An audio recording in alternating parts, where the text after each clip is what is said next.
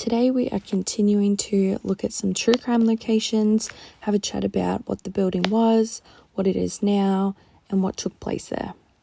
These are real stories, they're sad stories, they have real victims, and I think it's important to acknowledge the history behind some of these places and never forget the tragedies or the people who lost their lives there. The I Can't Believe It's Yogurt shop was the site of a quadruple homicide back in 1999. In the early hours, firefighters attended the store after being called out for a blaze. Sadly, they made the horrific discovery of 4 teenage girls who had been bound, shot, and murdered. This case sat cold for 34 years, and it was only solved last year in 2025. Investigators linked the crime to serial killer Robert Eugene Brashes, who died by suicide in 1999. The site went through a few changes and redevelopments, but currently it sits as a beauty salon, and there you can find a memorial plaque in remembrance of the 4 victims. Have you heard of the Cleveland Strangler? At 12205 Imperial Avenue in Cleveland, and between the years 2007 and 2009, Anthony Sowell was responsible for the murders of at least 11 women. These women's remains were found in crawl spaces, the basement, or even the yard of this home. Sowell was arrested in 2009, convicted and sentenced to death, where he remained until 2021, when he died in custody. If you want some inside information about Anthony Sowell, the media will report that he died from natural causes, when in fact he actually died from COVID during the pandemic, so there's that. The home was demolished and is now the site of the Garden of 11 Angels.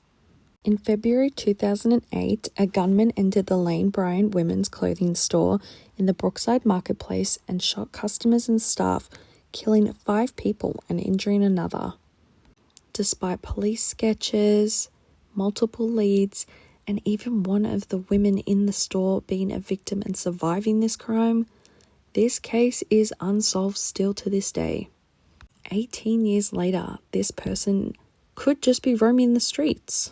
The store continued operating under a few different tenants and to this day sits as a TJ Maxx. However, there does not seem to be any acknowledgement of the women who lost their lives there.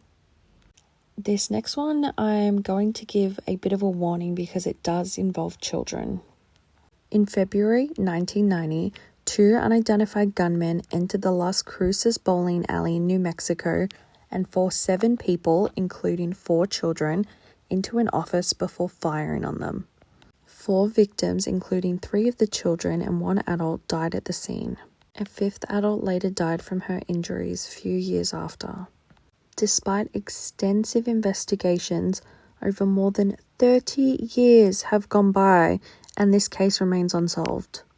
The bowling alley eventually changed hands and continued as a bowling alley until 2018, where it was permanently closed.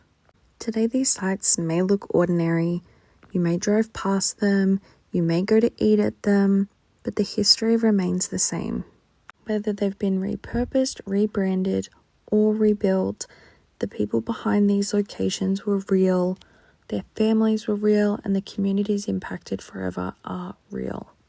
Remembering and discussing these locations isn't about glorifying tragedy, it's about honouring the lives that were lost and acknowledging the history that still lingers there today.